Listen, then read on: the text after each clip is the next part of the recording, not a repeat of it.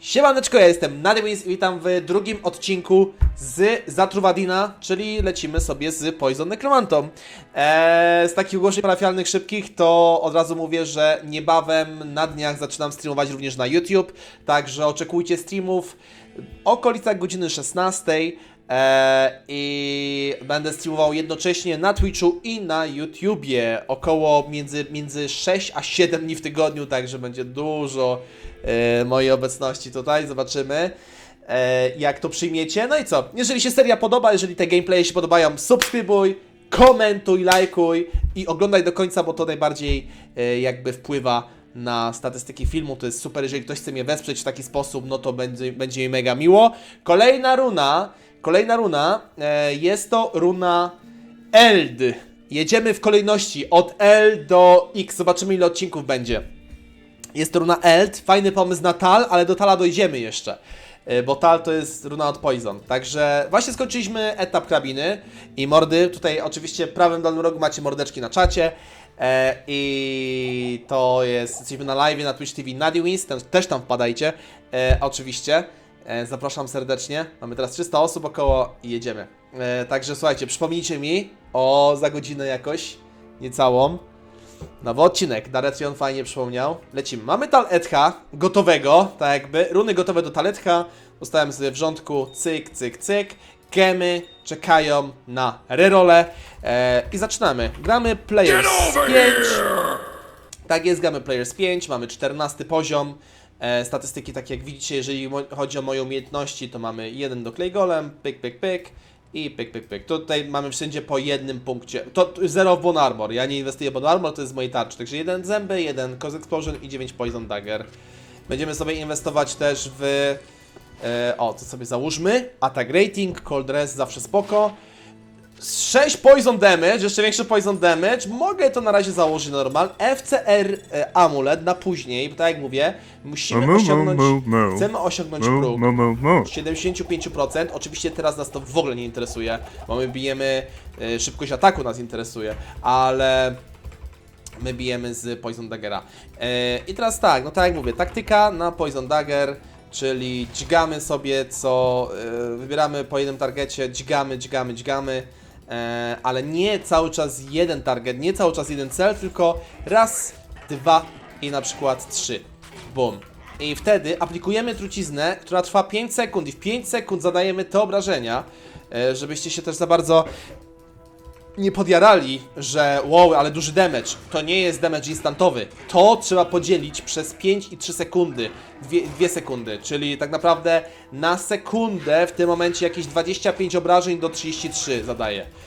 Na sekundę. W 5 sekund tyle. Więc to też pamiętajcie o tym. Dlatego ten poison damage zawsze wygląda na potężny, na ogromny, nie? Ale trzeba brać to, wiecie... Trzeba to dzielić przez czas trwania, bo to się rozkłada w czasie wszystko. No i jedziemy, archereczka, pyk, pyk i one sobie powolutku tutaj... I trucizna sama działa, trucizna pracuje, proszę bardzo. I w taki sposób będziemy grać, możemy też używać jakichś tam innych umiejętności pobocznych, klątwy, tak jak mówię, osłabienie, jeżeli przeciwnicy są mocni, łuczniczki, polecam osłabienie na łuczniczki, osłabienie na... Minotaury w 5. akcie, to z 2 toporami, jak odpalą furię, to w ogóle możemy już mieć przerąbane. Dlatego to albo agresywnie potem używać Iron Maiden, żelaznej dziewicy i zaraz wam ją pokażę. Zaraz wam ją pokazuję. A właśnie, to nie może tak być.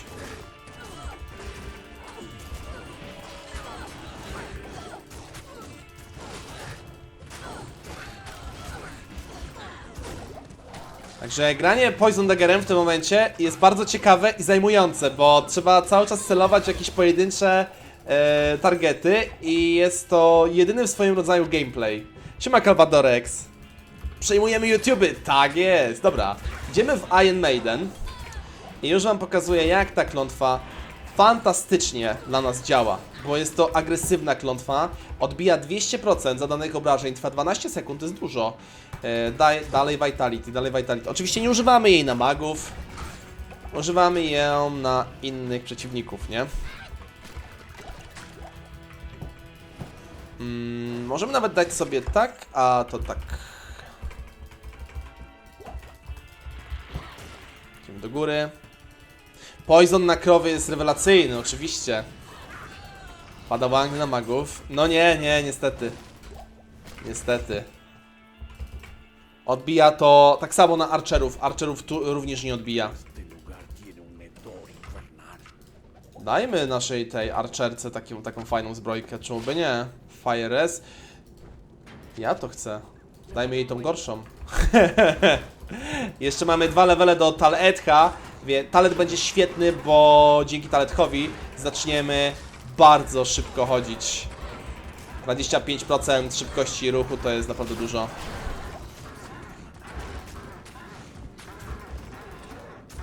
I cyk.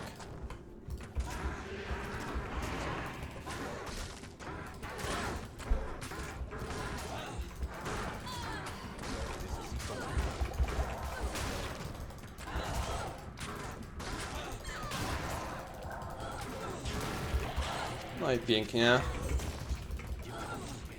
I to jest cały czas Players 5. Na P1 jesteśmy już tak silni, że właściwie po 2 sekundach przeciwnicy by spadali. Także gramy sobie delikatnie na P5.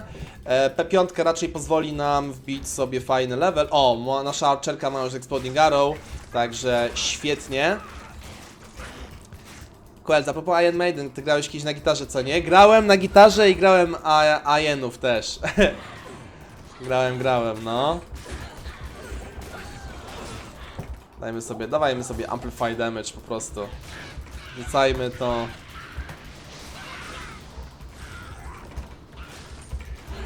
Okej, nice.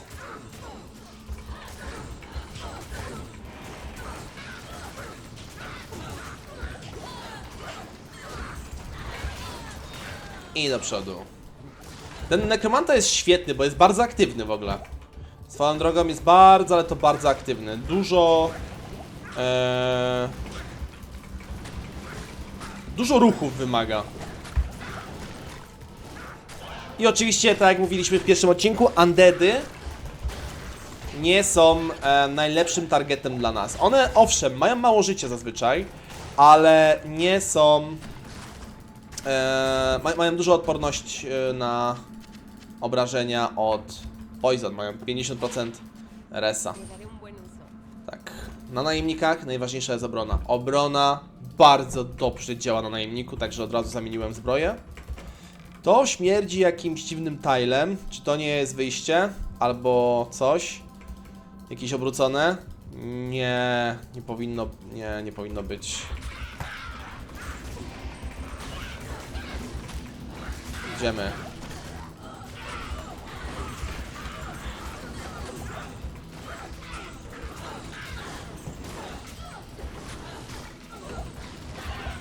I cyk.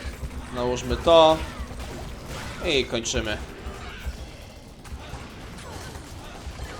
Nasz golem spadł. Popatrzcie, nawet jednolevelowy Clay Golem sobie świetnie radzi. W drugim akcie weźmiemy oczywiście najemnika, który też tankuje. Weźmiemy najemnika, myślę raczej z Blessed Aimem, z błogosławionym trafieniem, albo z modlitwą, bo fajnie się leczy. Dzięki temu. Okej, lecimy dalej. Czy śpiewać? Właśnie nie umiem śpiewać. Uczyłem się trochę, ale jakoś tak nigdy nie... Znaczy, to jest kwestia pewnie treningu, no nie? Ale jakoś nigdy nie byłem śpiewem najlepszy. Niestety. Ja też mało ćwiczyłem. Pod Poison Necron nie mam Calvadorex. Pod Poison nie mam. Właśnie mam nagrać i chcę nagrać taki endgame'owy, bo też jest dosyć ciekawy. Taki Poison Necro endgame'owy. Ale no jeszcze nie ma. A zaśpiewasz, zatańczysz ze mną cyrko prywatny bal, to mogę śpiewać, stary, z tobą nawet do końca życia, nie? Całkowicie, nie?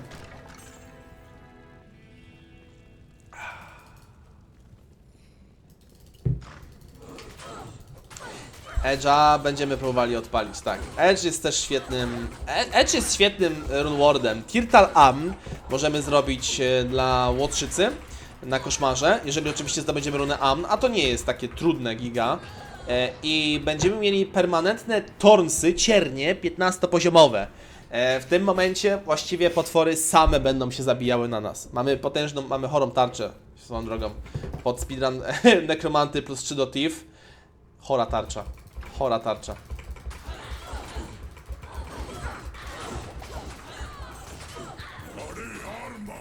Tak, używamy TP Staffa.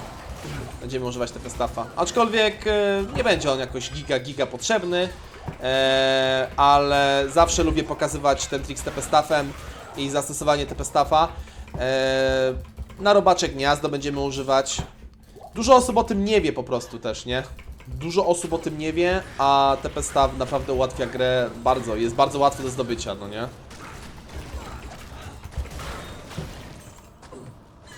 Dobra, świetnie, mamy kolejny Rubin nadkuszony. Dajemy jej drugi Rubin. Ma obrażenia od 6 do 8 Fire, Exploding Arrow też dużo wyższy. Świetnie, rewelacja. Także teraz nasza najemniczka jest przykokszona potężnie i dopóki będzie żyła, dopóty będzie robiła bardzo dobry damage. Więc idziemy do przodu. Na więzieniu staramy się iść prosto, ewentualnie odbijać w prawo, aczkolwiek no różnie to bywa, nie? Sorką złapa... Newaj, Sorką zacząłeś szukać TP Staffa, to już no... To nieźle, ale to dobre odruchy. To powiem Ci szczerze, że to są bardzo dobre odruchy. Kolejny Zombie Head. Te Zombie Heady nas bardzo lubią. Zombie Headem i ogólnie z tymi głowami na Poison Daggera jest jeden fantastyczny bonus. Nie wiem, czy zwróciliście uwagę. Są to obrażenia od Poison od 2 do 7. No i potem czym lepsze te głowy, tym większy bonus. Także nasz Dagger fantastycznie na tym zyskuje. Fantastycznie. Ja sobie dziewicę. Save TP. Polecam zostawiać co jakiś czas, bo można się zdziwić czasami, nie? Jeżeli chodzi o obrażenia. I co? Jedziemy. Staramy się... wpadłem w swój portal. A to dobrze nawet, że wpadłem w swój portal. Te potiony już przestają mieć znaczenie, są coraz słabsze, więc sprzedajemy je. Odłóżmy sobie golda na wszelki wypadek. Beki generalnie mają bardzo dużo życia. One nie mają jakichś nie wiadomo jakich odporności na trucizny, ale mają bardzo dużo życia. Wysadźmy skurwiela.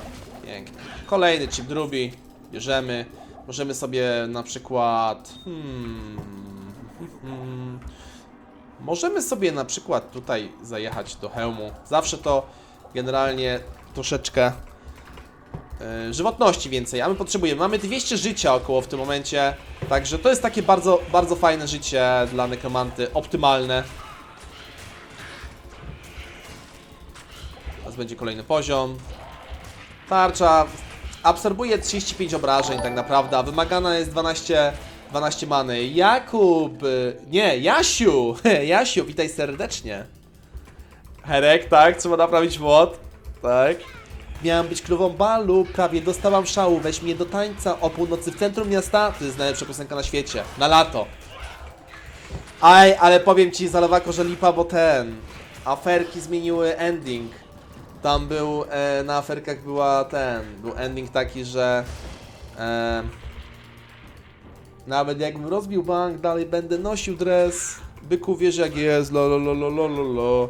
A teraz jakiś taki zamulasty, trzeba się przyzwyczaić do nowych standardów. O, paczka, nice. Ale taka nie za bardzo. Dobra, zabijmy tych czempionów, whatever. Tylko potrzebuję tej swojej aczerki. Dawaj ten. Ciężko jest czasami rozróżnić targety, nie? Jak jest jeden target na drugim, nie mogłem zacząć drugiego. No i duchy też są undeadem, nie? Duchy to nie jest coś, z czym chcemy walczyć.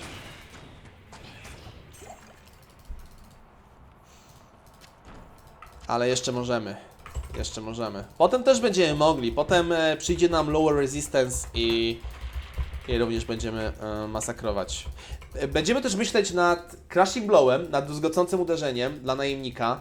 Ponieważ, tak jak mówiłem w pierwszym odcinku, największym minusem tego buildu są bossowie. Bardzo, ale to bardzo długie walki z bossami nas czekają. Go.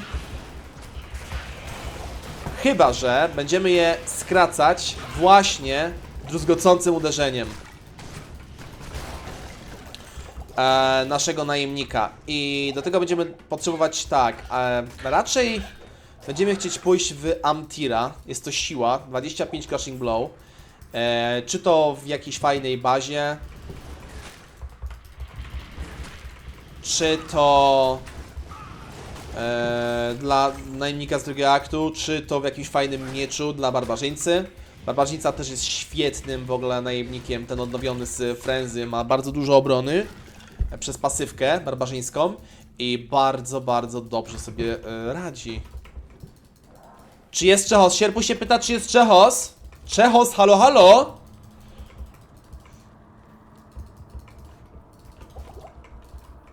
I teraz idziemy w lewo. No, po drodze sobie zbijamy co nieco oczywiście. I też bardzo ważna rzecz, jeżeli chodzi o trafianie Poison Daggerem, to sam level naszej postaci jest bardzo ważny, wiecie? Sam level. Ponieważ w kalkulacji trafiania liczy się też level postaci i odgrywa bardzo dużą rolę. Nawet jeżeli level postaci jest więcej warty niż 5 dexa po levelu. I możemy mieć dużo dexa, dużo zręczności, ale jeżeli mamy niski level postaci, to będziemy mieli problemy z trafianiem. Dlatego tak dużą przewagę mają klasy, które... FCR Ring, kolejny! Mamy pełen zestaw FCR, ładnie! Z taletkiem prawie osiągniemy próg 7.5. Bardzo, bardzo dobrze zapowiada się nasz nekromanta, jesteśmy gotowi już. Dlatego tak bardzo się O, Gem Shrine, słuchajcie, mamy Gem Shrine'a. Możemy użyć... Tylko skończę myśl, dlatego w tej grze postacie melee są trochę skrzywdzone bardziej. Okej, wiecie co zrobimy? Wiecie co sobie zrobimy?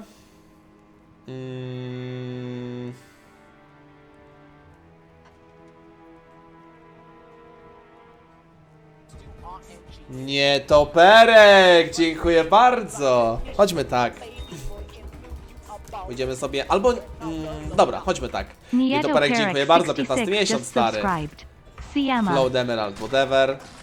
Damy to... Nie, bo chciałem tutaj dodać sobie do hełmu jakieś życie, nie mamy rubinów już. Ale Flow Emerald będzie spoko, dodamy to dla najemnika czy coś. Jak truć to, jak zatruwać to zatruwać. Albo do naszego daggera dodamy potem. Whatever. Chociaż wolałbym mieć daggera z Realem. Myślę, że na normal taka runa Real w daggerze by rządziła totalnie. Dodatkowe obrażenia od ognia byłyby miazgą. Bardzo, bardzo dziękuję. Lojatus siema, bo to nie jest speedrun, wiesz? To jest taki poradnikowy gameplay. Uczę tutaj ludzi, też pokazuję jak przejść sobie Poison Necromantom od zera całkowicie. Czyli gramy na Poison Daggerze, mega zapomnianym buildzie. Longbow. Potem chodźmy tędy. A speedrun może będzie jutro, jak sobie wydropisz Dewój Brambla i Jessa. Ta, Bramble, Surek. I nie tylko. No, taki endgame'owy Poison Dagger, Poison Necromanta, fajny. Dawno nie grałem, pograłbym sobie takim Poison Necromantem pod farmę, szczerze. Znaczy te postaci, które robimy, te buildy wszystkie w gameplayach, one będą nam potem kiedyś służyć do Holy Grailowania, nie? Więc to jak najbardziej. Dobra, jedziemy. Daję Amplify Damage, ponieważ nasza najemniczka sobie świetnie poczyna z nimi.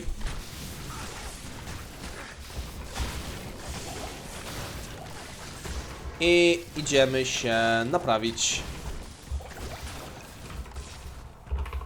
Dajmy sobie P3 i z rura. Jak tam, co tam u ciebie, nietoperek? Jak tam sobota? Jak tam w ogóle sobota u was, mordy? Bo ja szczerze powiedziawszy, wyspany, wypoczęty w miarę, fajnie jest. Zajarany trochę. Czekamy na patch od Keksa do Beta Diablo. We wtorek ma być.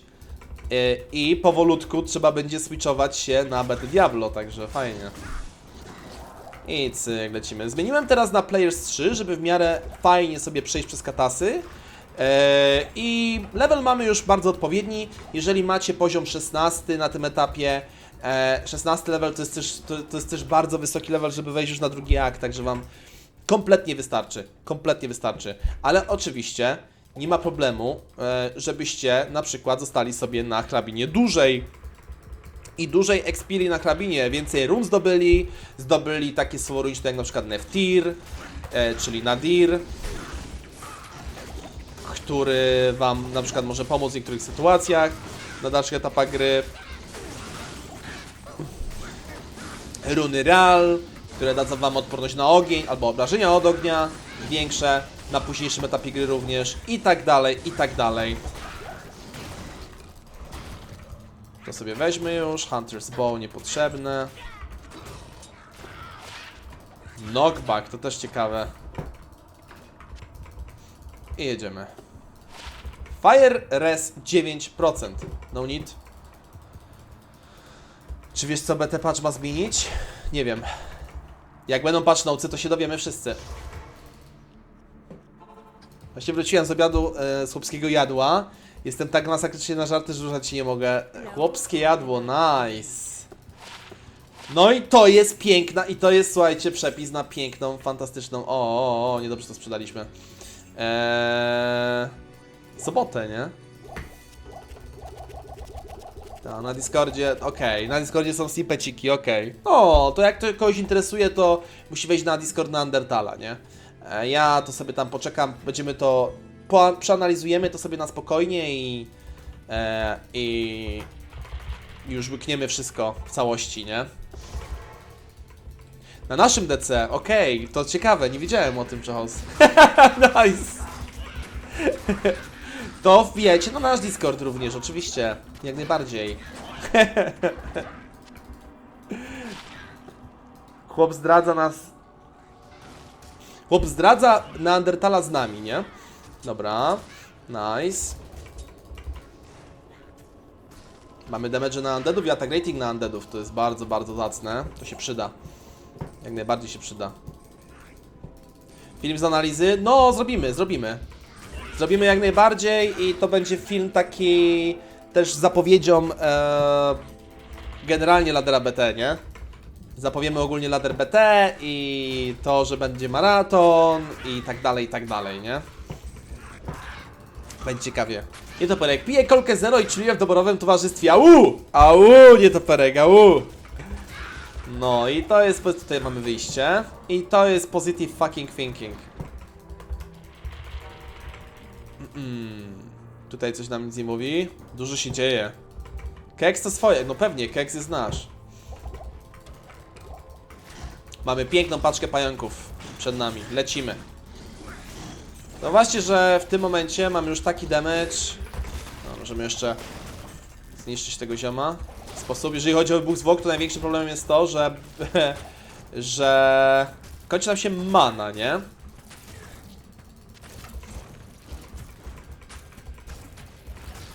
Ładnie. Fajny jest dźwięk tego daggera, który wchodzi w przeciwnika, nie? Ciekawy jestem, ja strasznie mnie interesują na przykład making ofy, jakieś dźwięki. Zobaczmy, czy ten trident nie ma jakichś soketów jeszcze, to może dla najemnika w drugim akcie. Nie, ale jest niezły.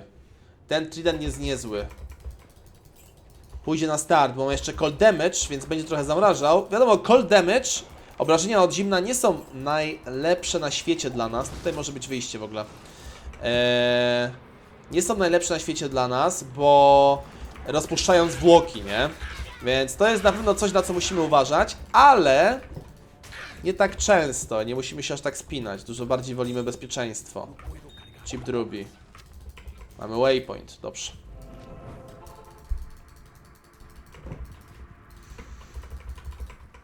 No, zobaczymy, Jaruciak, zobaczymy. Pamiętaj, że Poison się bardzo wolno rozkręca, no bo mamy dagger, nie? Potem przyspieszymy. Zobaczymy. O, i też pytanie, czy 10 godzin aż będzie stream, nie? Ja tam myślę, że rozwalimy piekiełko. Ale może być też tak, jak mówisz. No, mamy czas.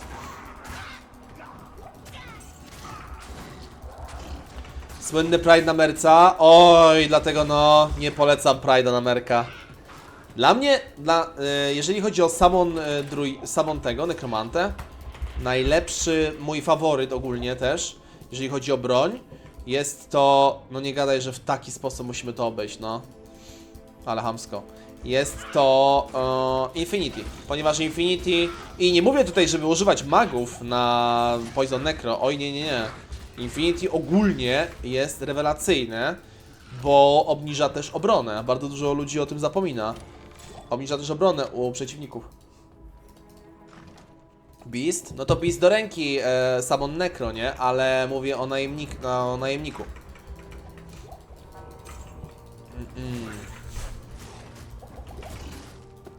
Okej, mamy Katapaka.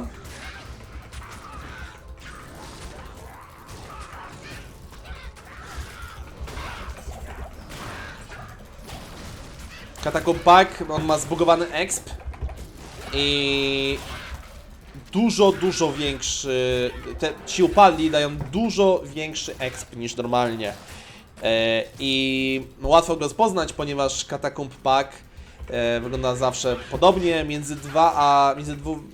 chyba tak, losuje się między 2 a 4 szamanami kolorowymi, różnymi i dodatkowo macie też masę upadłych obok. No i ci upadli bardzo dużo dają. Amplify Damage 2.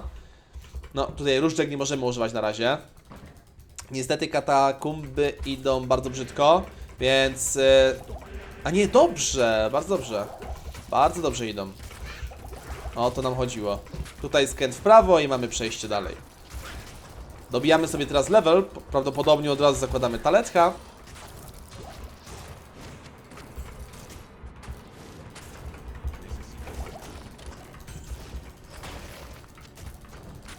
Cyk. Prawie. Te odgłosy muszą być nagrywane w mega interesujący sposób, tak jak ten koleś od Stardew Valley, co sam nagrywał wszystko z otoczenia. A to... Tak, ale to on to musi być niesamowity mistrz, nie? Stary, przecież te odgłosy ze Stardew Valley są tak uzależniające, że to się w pale nie mieści. Wow, drugi Small Charm, Resist Lightning, 12% Lightning Res, świetne na Ubery, chore. Chore. Nice. No. Niesamowite to jest. Widziałem też z Wiedźmina, jak na przykład... o, mamy przejście. Pięknie. I teraz pokażę wam, jak działa fajnie Iron Maiden na Andariel na przykład. Jak możecie sobie pomagać z bossami różnymi. Lecimy. Przącę dalej, zamykam sobie drzwi. Otwieramy to tak, tylko musimy szybko schować najemniczkę, żeby nie otworzyła tych drzwi, bo najemniczka może otworzyć te drzwi. Imbiu możemy już zaatakować, szczerze powiedziawszy, ale mój Corpse Explosion na razie jest zbyt okej, więc zachowam sobie głowę do Imbiu, jak najbardziej, czyli do nasycenia, ale nie będę na razie używał. Na razie nie używamy, whatever. No, z Wiedźmina, nie? Czechos, na Wiedźminie, jak jakaś tam istota, jakiś potwór w kanałach jadł człowieka, to dźwięk był takiego mlaskania, nie? I łamania kości na przykład. I łamanie kości zrobili z kostek lodów, że tak po prostu wzięli sobie kostki lodu i tak mieszali w dłoniach, a dźwięk jedzonego, gryzionego ciała i wnętrzności to był makaron rozgotowany i takie merdanie tym makaronem. No nie? Zarąbiste to jest. Też trzeba mieć straszną wyobraźnię, żeby... No nie? Zalewako, ty to oglądałeś ten making of pewnie, nie? Strasznie fajną wyobraźnię trzeba mieć do takiej kreatywność takich rzeczy. Wymyślanie dźwięków w grach. Przed walką z Andariel możecie sobie wziąć parę potionek Antidotum. Antidotum działa w taki sposób, że nie tylko doraźnie, kiedy was zatruje, ale też ogólnie wam zwiększa resa. Popatrzcie na mój Poison Res, na moją odporność na trucizny 0,50 na pół minuty, maksymalnie do 10. Możemy też dać najemniczce, żeby nie padła tak szybko. Jeżeli wypiję 3 takie potiony, to efekt będzie trwał Efekt będzie trwał 1,5 minuty. I patrzcie jak ona się szybko zabija sama. Mój poison tam na nią coś tam działa, ten poison, nie? Coś tam działa, ale patrzcie jak ona sama pracuje nad sobą. I teraz tak. Możemy to zrobić w ogóle bez walki wręcz. Oczywiście strasznie dużo jest tutaj tych ziomeczków, nie? Idźmy dalej. Zabijmy tego szamana, żeby już się skończyły zwłoki. I jedziemy.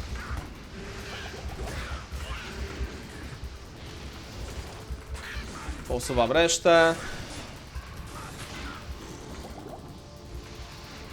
Cyk.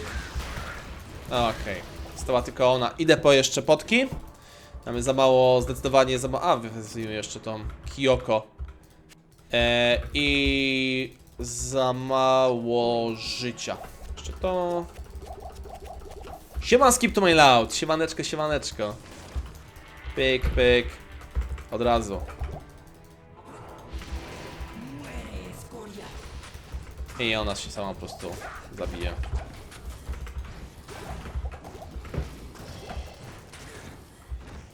Jedno dźgnięcie co 5 sekund. Jest. I GG. I GG. Tu Handed Sworda nie biorę. Do przodu. Odnieśliśmy wszystko. Jedziemy, pustynia. Mamy 17 poziom. Mamy już możliwość założenia taletcha, także od teraz zaczynamy dużo szybciej chodzić. Możemy też od razu kupić ufary na przykład. Możemy kupić ufary, coś fajnego, czyli na przykład buty 10% faster run walk. I mój imbiu raczej zostawię sobie na buty tak ogólnie. Bo buty, Lightning Res, wezmę Lightning Res, mamy w końcu lepszy pasek. Może, dwusokietowy hełm, kolejny. Wezmę taki dwusokietowy hełm na później, na pewno się przyda. I robimy sobie Słuruńcze Tal-Etch, proszę bardzo. 25% szybsze bieganie, 25% szybsze czarowanie, 25% szybsze odzyskiwanie równowagi, to jest bardzo ważne, Skarant się ma. Odporność na trucizny, regeneracja many i tak dalej, i tak dalej. Świetne. To możemy sobie wyrzucić, sprzedać coś, whatever. Albo, no nie, najemnika wolimy innego. W ogóle mam odruch sprawdzenia korbaczy. Siema Walala. Siema. Chciałem sobie sprawdzić korbacze już. Czy nie mają 3 soketów do Malisa albo do Blacka po tych Uberach. Weźmy tylko to, przechodzimy, słuchajcie. Kurczę, medytacja będzie bardzo przyjemna generalnie. Weźmiemy medytację. Blessed Aim spoko, ale medytacja będzie dużo przyjemniejsza. Bo będzie nas leczyła, będzie leczyła poison i nie będę musiał najemnikowi aż tyle dawać mikstur, nie? To jest dosyć istotne i znaczy takie przyjemne po prostu. Dajmy mu to i mamy najemnika gotowego. Jeżeli chodzi o Radamenta, pójdziemy sobie na niego później, nie spieszy nam się. Radamenta generalnie polecam wam robić na samym końcu. Dziwna sytuacja z nim jest, bo generalnie Radament jest jednym z najcięższych, znaczy droga do niego jest dosyć nieprzyjemna, nie? Jest ciężka po prostu, więc wydaje mi się, że not worth it. P5 i jedziemy dalej. Jadę dalej w Vitality, dalej idę w żywotność. Mam 17 poziom i bardzo dużo żywotności już. Po lewej na górze mamy od razu skręt od razu mamy zakręt na Dry Hillsy. Możemy bardzo łatwo, szybko tam się przenieść. Jazda. Co do hełmu, gdybyśmy mieli jakiś szafir, możemy włożyć, jakiś rubin możemy włożyć. Zawsze to nam ułatwi Corpse Explosion. Zawsze będzie łatwiej. Cel levelowy na ten drugi akt to jest jakiś 19, no 20 poziom byłby przyjemniejszy. Zdecydowanie przyjemniejszy. Dajmy sobie tutaj tak. I zdecydowanie teraz możemy, jeżeli mamy już najemnika, który który atakuje wręcz to bardzo, bardzo mocno, to możemy śmiało Amplify Damage strzelać, bo ten najemnik będzie nam robił akt, słuchajcie. Ten najemnik będzie nam robił akt. Na razie nie mam problemu z tym, że zamraża mi te zwłoki, ale na pewno po jakimś czasie zrobi się to irytujące. No i tak na razie nie mam za dużo many, żeby i tak spamować wybuchem zwłok. Nie będziemy tego robić, bo wybuch zwłok w tym momencie 18 many kosztuje. A tak naprawdę dźgnięcie radzi sobie świetnie, więc wolę, żeby on zamrażał i żeby po prostu, żebyśmy byli bezpieczniejsi po prostu, nie? Nawet na Players 8 sobie teraz przeskoczymy, bo widzę, że idzie bardzo szybko, bardzo dobrze. Lecimy do przodu. Siema Keks, hello!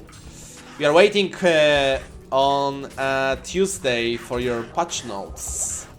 And I will make a movie on YouTube about it. And yeah, let's fucking go. We are now recording guided playthrough on the Necromancer. Tak, zboczenie, choroba zawodowa Ofary, dokładnie. Dokładnie tak. No i zbieranie rejówów, nie? To się mega utarło. Także jak widzicie, nasz Nekromanta jest już naprawdę mocno rozkręcony. Na Duriela bardzo chętnie wam pokażę co i jak. Okej, znalazłem sobie już pierwszy element, czyli miejsce naszej kostki Radrimów i robimy ten sam jazz, który robiliśmy od samego początku właściwie, czyli runa Nef, ważna runa, fajna. Czyli otwieramy portal, szukamy waypointa po drodze, ale idziemy cały czas do przodu i nie tracimy czasu. Bo gdybym teraz wszedł do tego Halls of the Dead, no nie? No to potem musiałbym jakby backtrackować, musiałbym wracać się tą samą drogą. I teraz tak, przypominam, to jest Players 8. Jeżeli wam idzie na przykład ciężej, możecie sobie grać na Players 5, na P3, nawet na P1. Ważne, żebyście szli do przodu i żebyście efektywnie zabijali potwory. Wasz cel na ten akt w tym momencie to będzie 20 poziom. Może być wyższy, bardzo dużo osób ma wyższe levela. Wychodzi z drugiego akta 22, trzecim.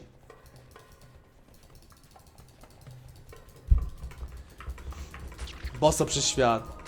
Ord Soul trzeba? Trzeba, nie trzeba, można.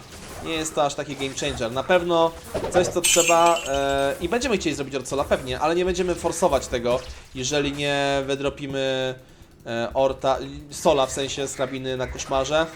Może tak być, to olewamy. Okej, słuchajcie. Biliśmy 18 poziom właśnie, więc możemy atakować z Poison Explosion. Możemy atakować z Poison Explosion. Mamy też Life Tapa, który będzie mógł... Blokowaliśmy też Life Tapa, który będzie mógł no, uratować naszego najemnika, kiedy będzie on tarapaty. Raczej tego nie używamy, a Life Tap bardzo, bardzo mocno leczy wszystkich, tych, którzy atakują wręcz. I w tym momencie na pierwszym poziomie przywróci 50% zadanych obrażeń. I będzie trwał 16 sekund. Nieźle. Na czwartym 33 trwa. 16 sekund masakra. Na Obertristram masakra. No, powracając. I może ratować waszego najemnika, bo połowa obrażeń przejdzie na heal. I możemy też iść w Blood Golema, ale olewamy to. Clay Golem będzie świetny. Taka szybka rozkminka, nie? Taka szybka rozkminka. Idziemy Poison Explosion oczywiście. I od tej pory używamy Poison Explosion.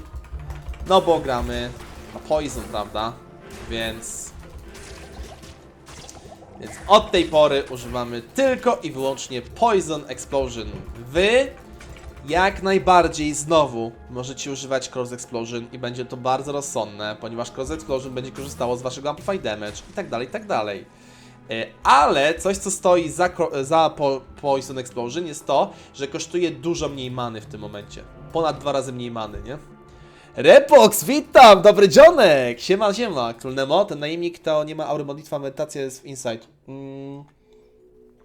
No wiem. On ma modlitwę, a ja powiedziałem medytacja? Nie, to chodzi o modlitwę. Nie ma modlitwy, oczywiście, że nie ma. To sorry, jak powiedziałem medytacja, to chodziło mi o modlitwę, o leczenie. Nie ma domyślnego najemnika z medytacją, do tego potrzebny jest insight, dokładnie. Także to Lightning Res, biorę buty. Także sorki jak coś. Za dobrze by było. Okej. Lecimy. Siema Carlito, dzień doberek, dzień doberek. Zabezpieczmy się więcej. Zobaczmy, czy paski cały czas, jeżeli chodzi o zakupy. Zakupy w drugim akcie są dosyć istotne. Bardzo fajnie, bardzo łatwo coś dobrego wyczaić. Generalnie ufary, jakieś odporności do lightning, do jakieś szybsze bieganie, jakieś odporności na ogień, cokolwiek, nie? Dobra, inwestujemy 18 poziom, pyk. I teraz tak, dosyć istotna rzecz. Na Halls of the Dead idę sobie na Players 1. Nie chodzi mi o to, żeby tutaj expić, bo tutaj nie będziemy expić. Te szkielety, które widzicie, jest ich dużo, ale one mają 6 poziom. Jeżeli mają 6 poziom, a nasza postać ma 18, albo chociażby nawet 13, 12 nawet, to już nie dostajemy prawie w ogóle expa za te malutkie gówniaczki. Więc generalnie posiadanie tutaj wysokiej liczby playersów mija się z celem kompletnie. Dużo lepiej po prostu przebiec jak najszybciej i mieć to gdzieś. Także tutaj na pewno nie zamierzamy expić.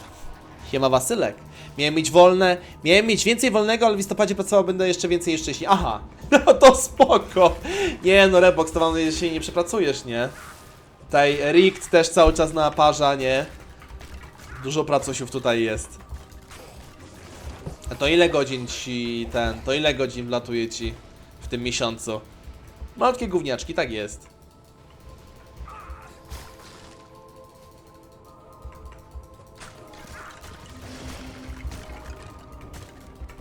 No, na pierwszym poziomie spoko, 16 sekund.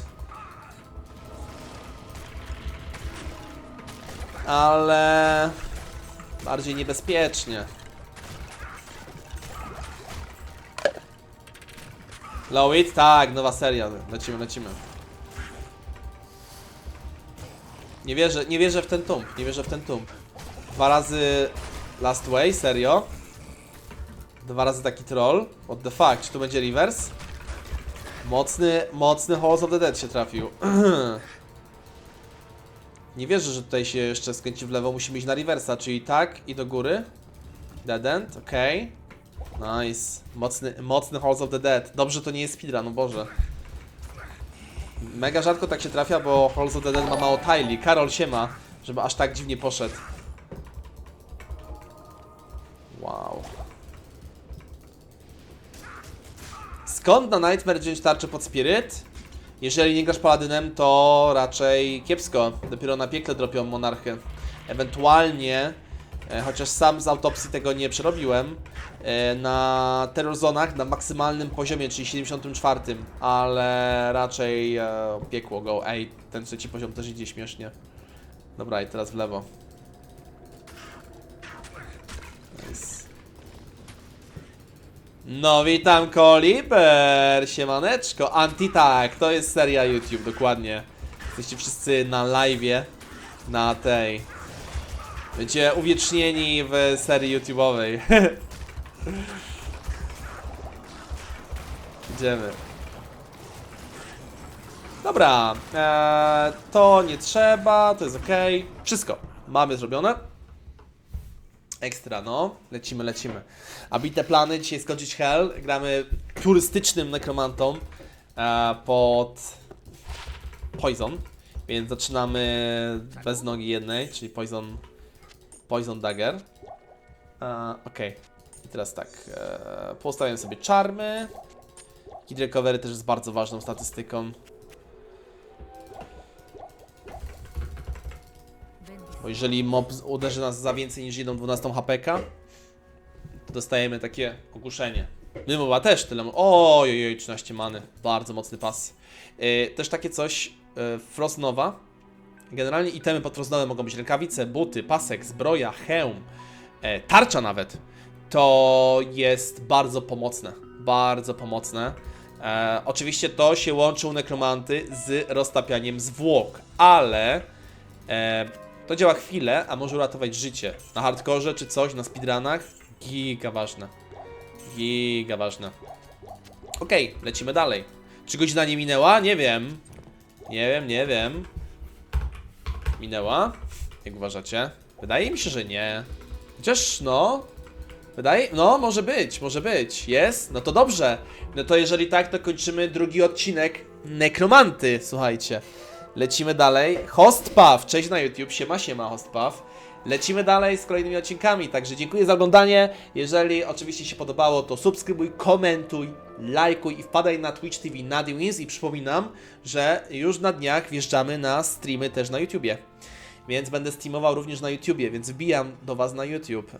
Holy shit. Bo Twitch to udostępnił już. Partnerzy mogą multistreamować, więc lecimy. Trzymajcie się, dobrego dzionka i do następnego odcineczka.